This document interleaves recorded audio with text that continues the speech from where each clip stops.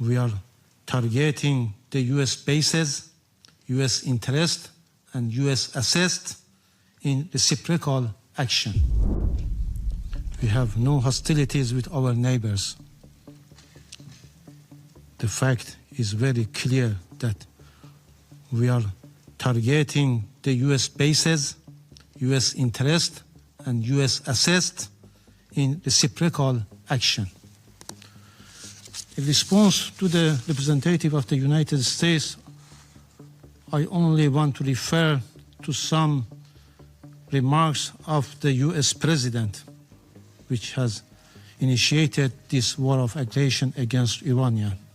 On 21st of March, he threatened to hit and obliterate Iran's power plants.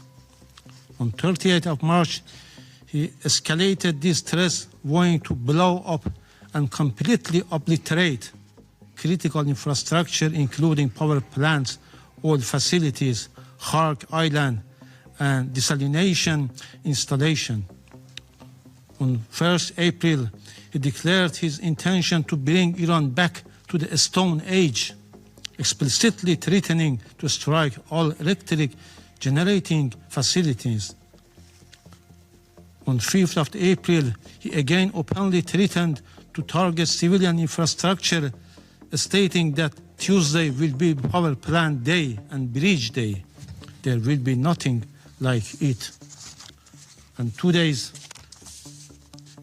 resorted to a language that is not only deeply responsible, but profoundly alarming, declaring that the whole civilization will die tonight, never to be brought back.